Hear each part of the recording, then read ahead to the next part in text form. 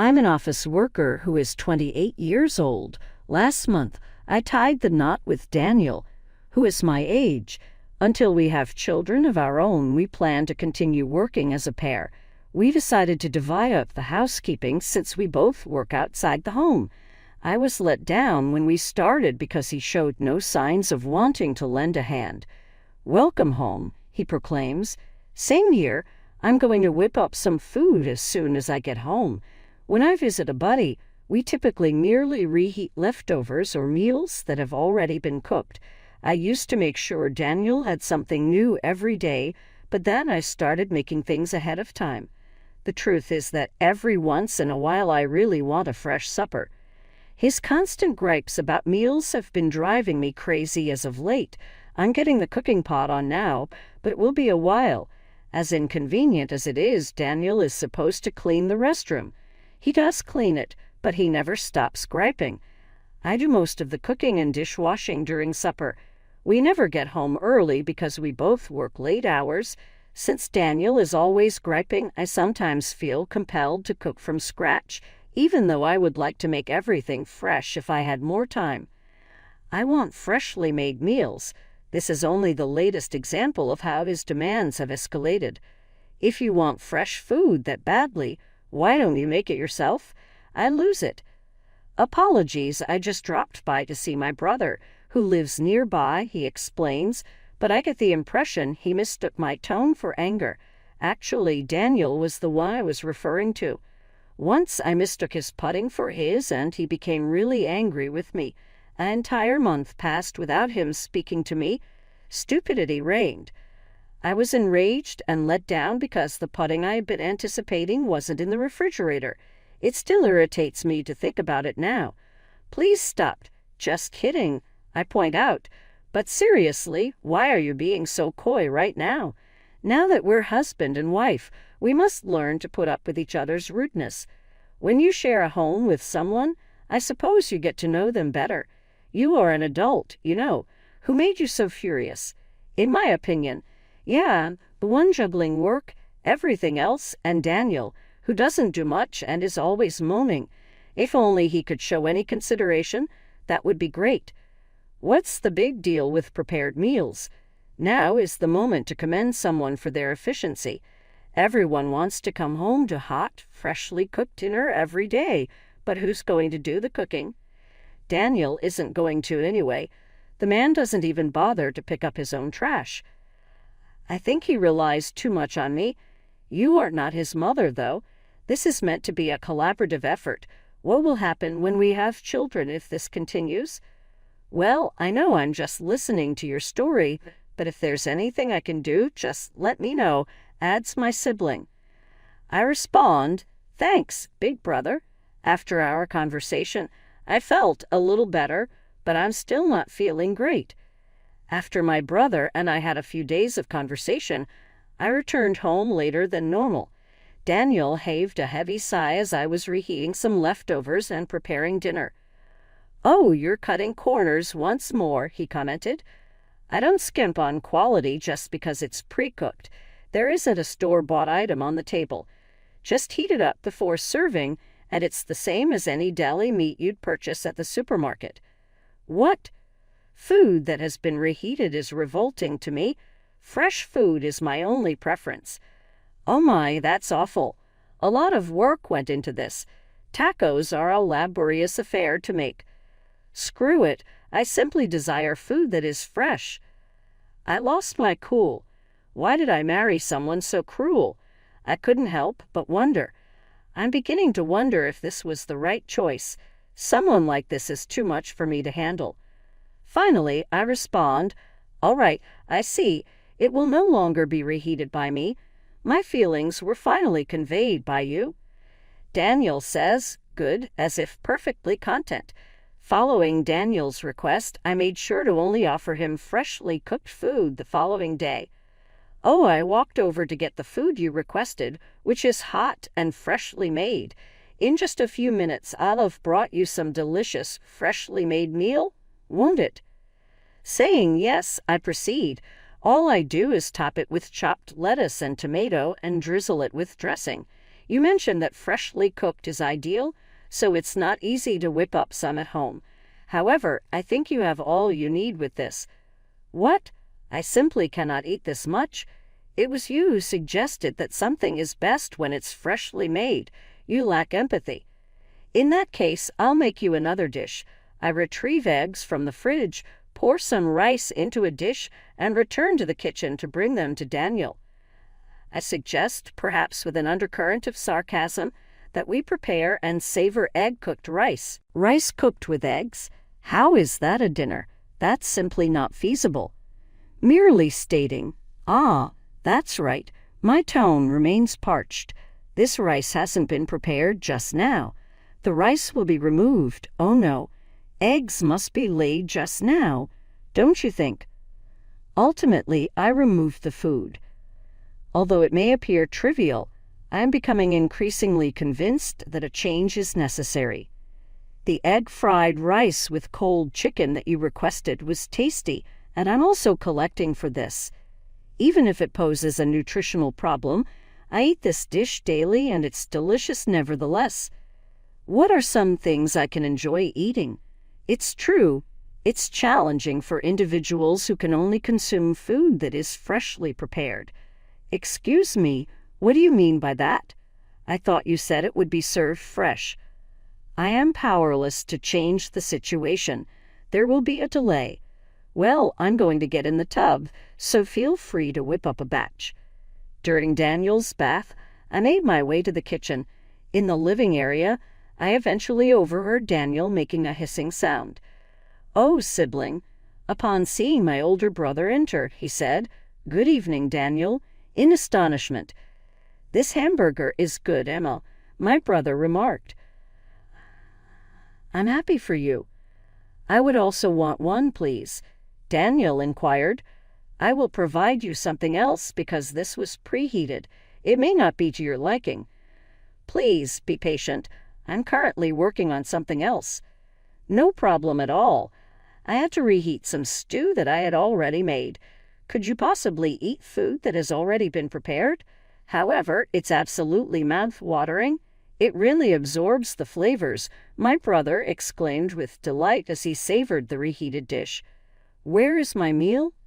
As he waited eagerly, Daniel finally said something. "No need to hurry," I said. My brother then proceeded to pat his full belly a few minutes after that. His stomach rumbled next to him. He repeated, "Emma, where is my food?" Thereafter, "Please be patient for another 2 hours. My rice is still being submerged." "For the past 2 hours, what have you been working on?" "I need to gently stir-fry the onions, but it's curry." "Something like this is difficult for me to eat. Could you only also make me a hamburger? I would really appreciate it." "You mentioned that you were okay with waiting." "The 2 hours will fly by now that my hunger has taken over. Would you be able to swiftly prepare something, like a burger?" "I started preparing a hamburger since I had no other option." "When will it be ready?" Asked 30 minutes later. "Why have you chosen to do nothing? What happened to my meal?" "To make sure the rice is ready to eat when you are, I'm going to soak it in water. As far as I can tell, the rice cooker is almost at the ready." "I thought you were going to boil the rice right now." "Ideally, it should be prepared just before serving, wouldn't you agree? Not that I require rice. I need a hamburger, please." As Daniel departed from the kitchen, I let out a sigh and he returned 20 minutes later. Asking if it was nearly time for his hamburger, he spoke up. "The onions that were fried slowly are now cooling down. I'm eagerly anticipating witnessing this prepared in the traditional manner. It will take no more than an hour. My brother might be sick to his stomach by then." I played the teasing card. "An hour, is that correct?" "I'm kidding. That amount of time is too long. Can't you just wait for the food to be prepared?" "Excuse me," I inquired. "You can only wait so long. It's horrible that I won't have food until midnight, and I'm exhausted from work. Isn't that excessive?" Also, my brother mentioned that Emma is exhausted from work. All this time she's been in the kitchen, and all you've done is sit around and grumble without doing anything. Are you not aware that you're being irrational? I declared. That's due to the fact that cooking in general is labor-intensive. It's enough for me that it's handmade, but it's self-centered of you to claim that freshly prepared food is your only option. No one to help me out in the kitchen, no one to enjoy the home-cooked meals I make, and nobody to share meals with, I whispered. I see that as an additional issue. I apologize, Emma. I feel terrible about how self-centered I've been. Because my mom was a stay-at-home mom, I've always been wary about reheating food because she always gave it to me hot and fresh. However, I feel like I have a family when I hear the sounds of cooking in the kitchen. I find it calming. Starting now, unless it's the weekend or you're home early, I'll have to make everything again from scratch or reheat it. Though I'm not a fan of deli food from the shop, I can eat pre-made foods. Isn't that all right, Emma? Listen, Daniel, I've had enough of your egotism. When you have some free time, tidy up and wash the laundry if you find that listening to cooking puts you at peace. There will be no more homemade goods from me for you, so staying married is pointless if this is the case. So we're going to file for a divorce? He inquired, his shock mounting. I don't mind if you remain at home till I locate a new place to live. I have spare bedrooms. All right, I will be patient. Hey, I can lend a hand with the housework. If I am your mother, you believe it. You would find more happiness if you returned to her. A divorce is not something I want. I got sick of hearing Daniel's requests, so my brother and I gathered all of our belongings and ran away. Following that, we met with our parents' respective sides of the family for a conversation. My in-laws subsequently humbly requested a divorce from Daniel. Daniel began living on his own after the divorce because he could no longer visit his parents. However, his room appeared disorganized due to his inability to tidy or do laundry. Even he was unable to prepare his own food and had to resort to using the side dishes he despised. My brother's house was a makeshift shelter for me, but I've secured permanent housing, so I'm packing up and heading out. My brother pointed out that you may have remained for an eternity. Your girlfriend will be unable to visit your residence if I remain. Were you aware of that? I was in a relationship. I do now, yeah. What about taking a seat at the table? My current pursuit is specialized culinary instruction. You know, no processed foods for her, please. Her homemade meals are delicious, and I would love to eat them, too. The setting is perfect for us to prepare meals for one another. I hope you savor the homemade meals I prepare for you. He sent me a plethora of food-filled Tupperware containers when I relocated. I appreciate it, sibling. I say we reheat it and eat it. Much obliged for your time. When will Emma's next peculiar appearance be? Have fun. Excuse me, Mai. If you would like, you can disregard it. Just leave me be if you don't want to talk to me. Good news, you've made it out alive. Just where are you? I am at home. Remember to return at this very moment. Having you by my side is essential. Let me know what's going on. Alice here, 33 years of age. Karen hasn't changed much since our younger days. I'm having a barbecue at the campground with my husband Mike and his pals today. Okay, so that's pretty much it. However, Karen does make some valid arguments. She is still very much in touch with her schoolmates and has a job at the factory managed by an elderly man in our town. I decided to try my hand at barbecuing today because Mike really wanted to. My friend was pleasantly surprised to see us here. I had only spent one night with this crew previously, and I had already made up my mind not to attend any further gatherings with them. Hey, Mike, how about we grill this steak? If your husband was talking to other women, you, the wife, would be upset to hear. Here we have John, who is putting in a lot of time and effort with his band, but is still having trouble breaking through. They dated in high school, and he makes his income as a part-time employee at a convenience shop. Oh, really? How? Were you unaware of that? Oh, it seems like you made a mistake again with your words. We call him Paul, and he has no work. His joblessness is understandable. He appears unmotivated to work, if that is indeed the case. Day labor helps him out every now and then, but except that, he's been seeing a lot of women, or not. I simply wanted to inform you the truth. Alice, you're not the kind to say things like that, so I'm sorry.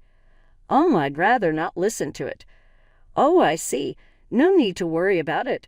No one Mike knows is timid or sensitive. They're all too outspoken.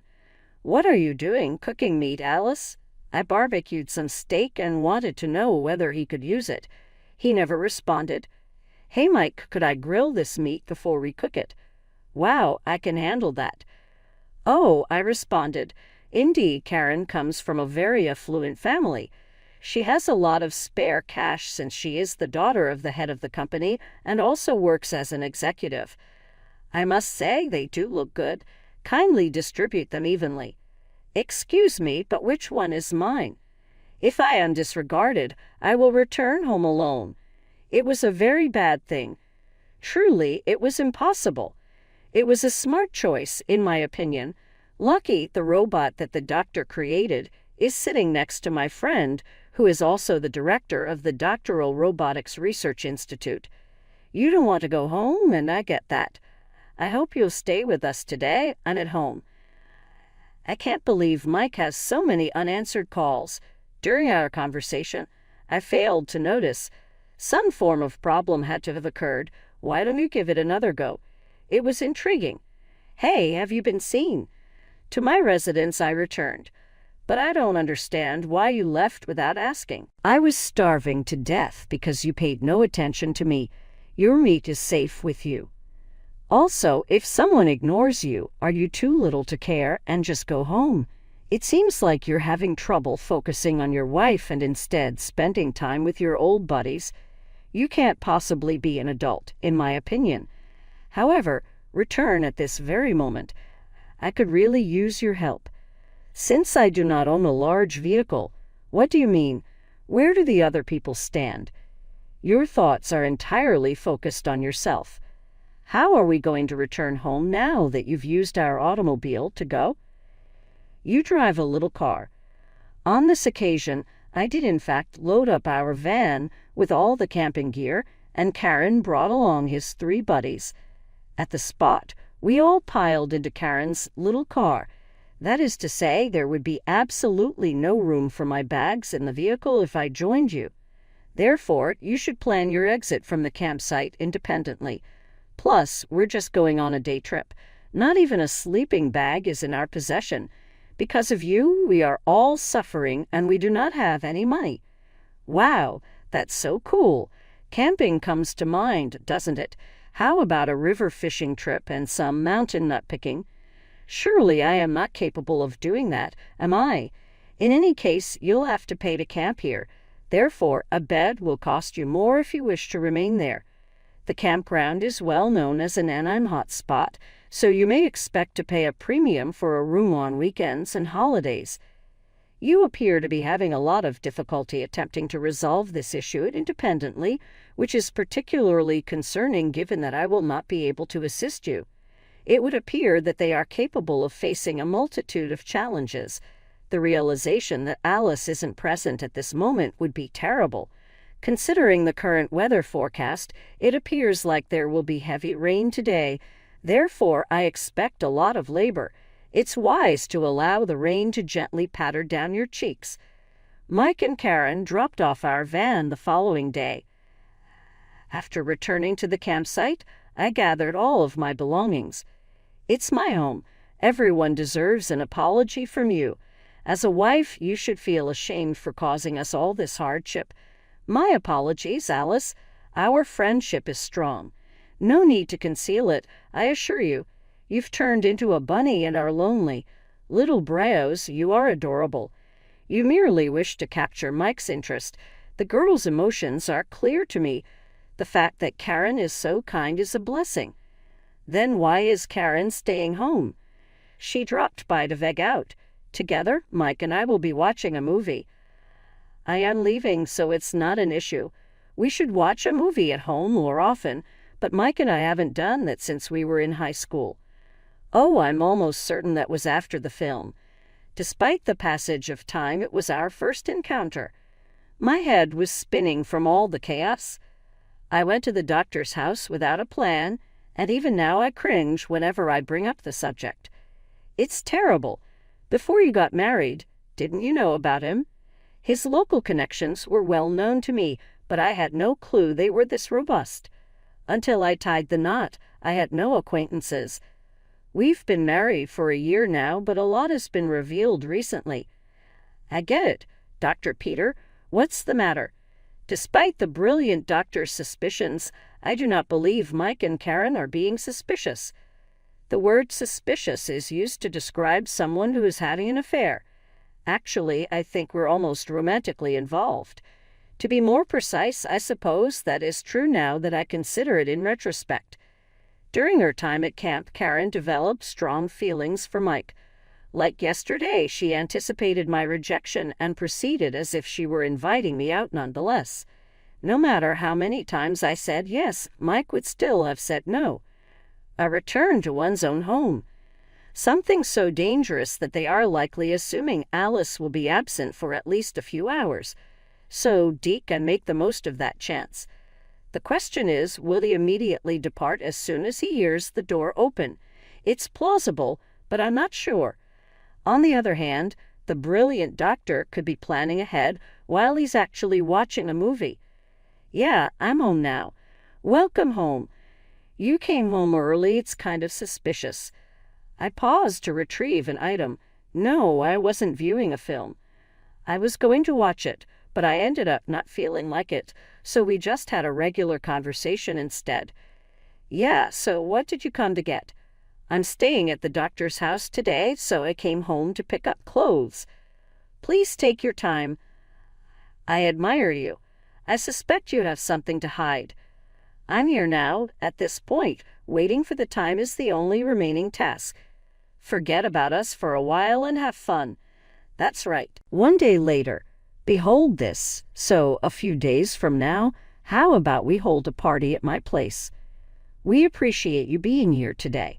Alice's party is out of the ordinary. It's an apology for the camping trip the other day. All right, we're having a free, unlimited buffet today.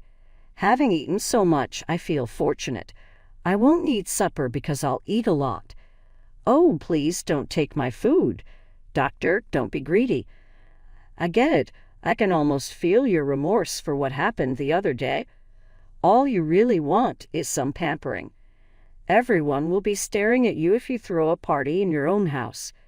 You won't feel so alone if you bring along your pals, even if they don't understand. Robotically similar to a woman holding milk glasses. But excuse me, please don't say anything bad about my friend. I've already stated the facts. Then I suppose I should also give you the facts. I thought you and Mike were cheating on each other. Oh, why say this all of a sudden?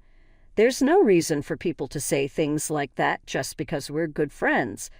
Oh, I see. What about Paul and me if that's only due to our friendship? He might be seeing Karen. He might be seeing someone. I'm not interested in cohabitation. And not either. For the sake of argument, though, wouldn't it be odd to mistrust nobody but Karen and Mike? That's true. It's unfortunate, Alice. Pick the worst one. On each other, your buddies are in agreement. It appears that there is, but bringing it up serves no use. We are so close. If a friend was in trouble, we'd definitely help him. Our connection is profound. It's an apology party, isn't it? Don't be rude to my friend. There's zero evidence. Your emotional state is the deciding factor in all of your decisions. The proof is all that's needed, though. Please, Doctor, please pay attention to this wall. Please project the video, Lucky. Okay, what is this? Even though Mary won't show it to me, I can see every detail of your erratic behavior. The other day, this covert camera was utilized, and the brilliant doctor is also considering that. I would prefer if you stayed at my place. Afterwards, I will go acquire something else to wear. Time is of the essence, and I want you to act accordingly. I propose that you install a hidden camera in your bedroom. With any luck, you'll be able to uncover some proof. It's not the invention of a genius doctor. To be honest, I don't see it as relevant. Release me. That's why I was lucky enough to be able to catch the scene of the affair between the two of them. The covered camera is very repulsive. This pertains to matters of personal privacy. It is an infringement. Why is it a bad idea for me to put a security camera in my house? What you're doing is wrong. How long have you been doing this? You seem suspicious ever since the other day. Do you know what will happen if you cover them, John and Paul? No, we really didn't know anything. If your deceit is discovered, you will face accusations of complicity. You may be liable for damages. It seems harsh to demand compensation from a third party, but it's a good stimulus for these two. Is compensation money? Yes, I do insist that you pay me. Time passed, maybe 5. Infidelity has plagued these men for the past 5 years. There has been a sexual relationship between Mike and myself for 5 years. Tell me why you betrayed me. I wonder where your deep bond went. Even so, it was 5 years before we started dating, so why did you marry me? Because of that, Karen and I ended our high school relationship.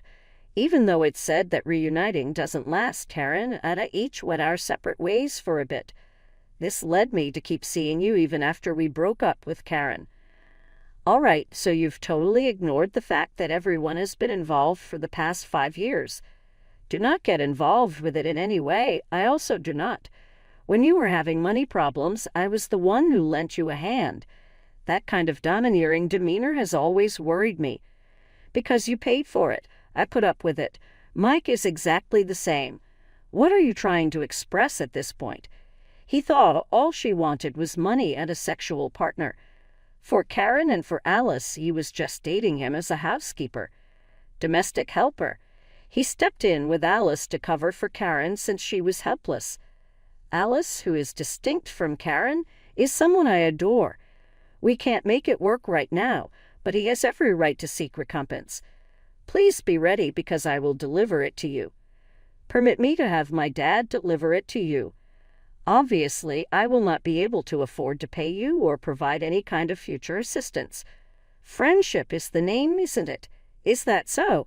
He must have had a little trouble getting reimbursement from John and Paul. Now that Karen isn't on their side, though, they appear to be in a jam. John can't make ends meet without taking on additional part-time jobs. It would appear that he is unable to play in a band. It appears that every single woman present has turned her back on Paul. Plus, he thinks he's cut off all ties with female friends and romantic partners. They are the ones to blame. It appears that his dad has released Karen from the place, although I did receive recompense from her. He seems to have been disappointed. He never worked, despite his best efforts to find employment. So it appears like no one would hire him at 33 years old because he has no job experience. Where is Mike now? Have you gone through a divorce? Alimony was paid to me out of his savings when we got a divorce, but I anticipate that coming forward, things will be challenging, he said, introducing his senior colleague from his hometown. Good morning. Good morning. You can go home now. Excuse me, senior at the company, what do you mean? I requested that you refer to me as president. Well, I'm no longer your president. I still don't understand what you mean. I heard you got divorced. Where did you hear I was divorced? Alice told me that you were having an affair with Karen. I heard this from her as well. With John and Paul on your side, you were able to win her over. Hello, Alice. That's just Alice exaggerating a bit. Even so, adultery is a fact. Of course, I despise liars. Negativity in the workplace is inevitable for those who are unable to adore their life partner. Although my factory's wares are unadorned, the workmanship is uncomplicated. We must confront one another. From my perspective, there is a clear distinction between love and work. You rely on your wife and family for support, which is essential for your job. On a daily basis, they assist you with the task and make a tasty breakfast. Your job has invaded your personal life. Anyway, I hate you, but the company shouldn't be able to fire me for that reason. All the blunders you made have faded from your memory. Delivery mistakes and machine damage were among the many problems. The problem is that we had to deal with the errors head on. We've forgiven the firm, even though they were really furious. It was careless, but we will hold them accountable for what happened. I report to you, it's excessive. Then your presence will lower the level of productivity at this workplace. Would you like me to propose this here? As president, I am deeply embarrassed by this outrageous statement. On top of that, every single employee here is honest. You should just go home since those experienced guys will loathe you. Since it involves your seniors, they will likely despise you for being dishonest. Additionally, it appears that there is a strong sense of community here, which is why Mike will be hired. Locating it could prove challenging. It appears like it will be challenging. Everybody is walking a different path. As for today, that's all. Plus, we'll cross paths in the upcoming video.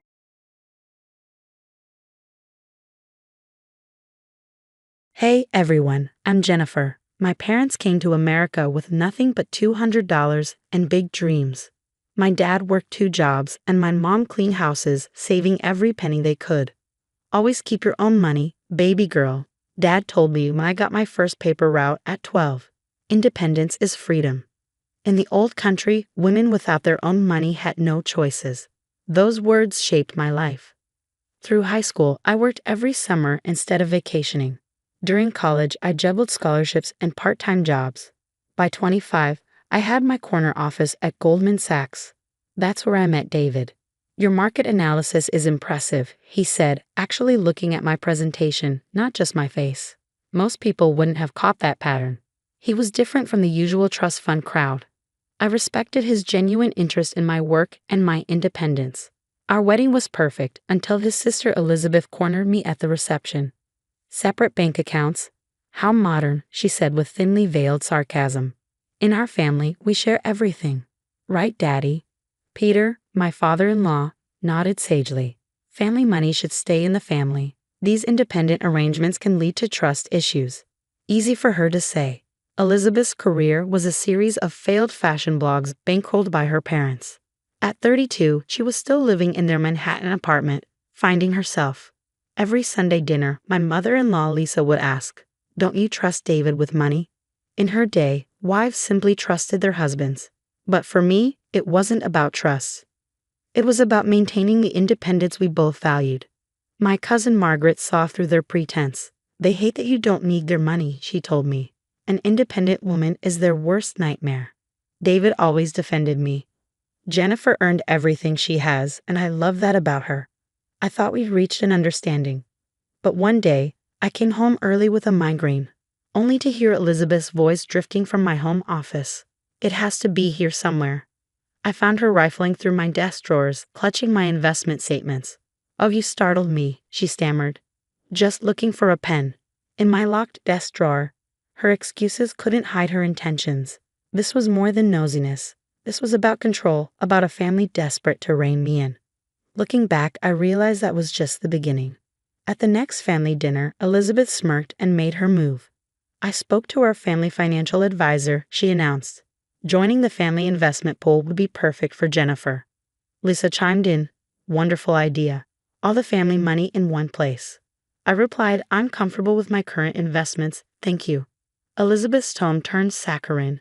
"Unless you don't trust us." David squeezed my hand under the table. "Our arrangement works for us." But Peter put down his wine glass hard. Some separate finances often mean someone's planning an exit strategy. The room fell silent as David stood, face flushed. "Enough, Dad." The tension simmered until Elizabeth orchestrated her next move at the country club. "We're all investing in a vacation property in Aspen. You and David must join us." When I politely declined, she leaned in with a sweet smile. "Like your secret accounts, I mean independent accounts." Rumors spread fast. Margaret warned me, "Elizabeth's been asking around about your salary, bonuses, everything." I could feel the pressure mounting, but I was done playing their game.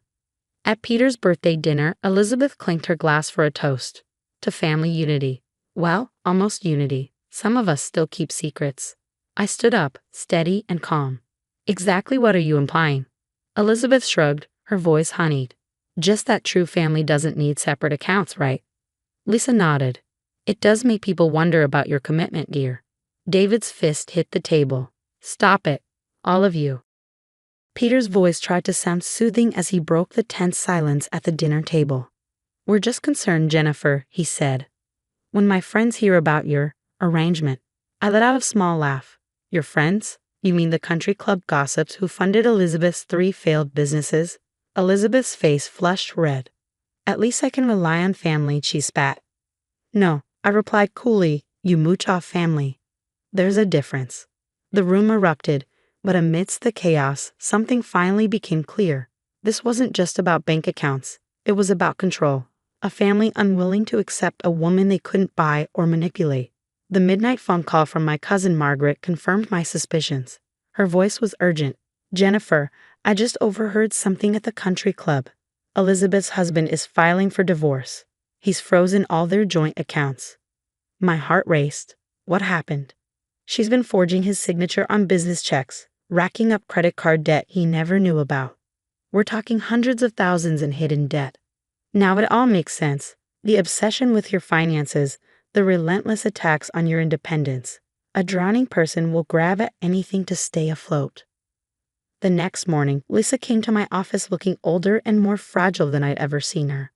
I need to confess something, Jennifer. Her voice trembled. When I married Peter, I owned 3 successful boutiques. He convinced me to sign them over, said separate finances meant I didn't trust him. She looked down at her hands, her wedding ring glinting in the light. Now, I can't buy groceries without asking for permission. Watching you stand your ground, I realize what I lost. Is that why Elizabeth's been so hostile? I asked gently. I'm everything she failed to become, independent, respected, successful on my own terms. And it's eating her alive. David came home that evening with the full story. Remember the Aspen investment Elizabeth kept pushing? It was a desperate attempt to get Dad's money to cover her debts. I felt a pang of sympathy, but also a sense of resolve. This wasn't going to be easy. And I was right. At the next Sunday dinner, Elizabeth stormed in, wearing designer sunglasses indoors. A familiar attempt to hide her distress. She threw a sharp glare my way. Must be nice, being so perfect. Separate accounts, a big career, everyone's respect. This isn't about me, Elizabeth, I replied calmly. Of course it's about you, Miss Independent, looking down on everyone who needs help. There's a difference between needing help and refusing to help yourself, I shot back. Lisa surprisingly backed me up. She's right. I taught you that dependency was normal, Elizabeth. I was wrong. Mom, you're betraying me for her? No, Elizabeth. I'm finally telling the truth. Look at what financial dependency did to both of us. David stood up, finally seeing the full picture. You tried to destroy my marriage because you couldn't handle Jennifer's success. That's what this whole separate accounts drama was really about. Elizabeth's carefully constructed world began to crumble. The luxury lifestyle, the facade of having it all, vanished in an instant, and somehow, she decided I was to blame. That night, I started documenting everything. The accusations, the financial secrets, the confrontations, not for revenge, but for protection. A woman who's lost everything can be unpredictable, and Elizabeth was becoming desperate. Looking across the dinner table, I saw her smudged designer mascara and trembling hands. I realized this wasn't over. She'd lost her marriage, her credit cards, and her reputation. In her mind, the only thing left to take was my happiness. Elizabeth's divorce became final on a rainy Tuesday. She showed up at her parents' mansion with 12 designer suitcases, tears perfectly timed for maximum sympathy. He took everything, she whimpered. Our accounts, the house, even my car. You mean his accounts, his house, and his car, David corrected. Maybe it's time you learned the difference. Her first job interview in 15 years was a disaster, as Lisa confided to me over lunch. She couldn't even explain what she's been doing all these years. Professional shopper isn't exactly a career skill. How's she handling living with you and Peter? I asked. Terribly. She's never followed a budget in her life. Yesterday, she cried because Peter wouldn't let her charge a $500 handbag. Family dynamics shifted dramatically at Sunday dinners. Peter started asking my advice on investments, and Lisa opened her own bank account for the first time in 40 years. I should have done this decades ago, she admitted. Watching you stand your ground gave me courage. Elizabeth, of course, was furious. So now everyone's following Jennifer's independent woman act. What happened to family unity?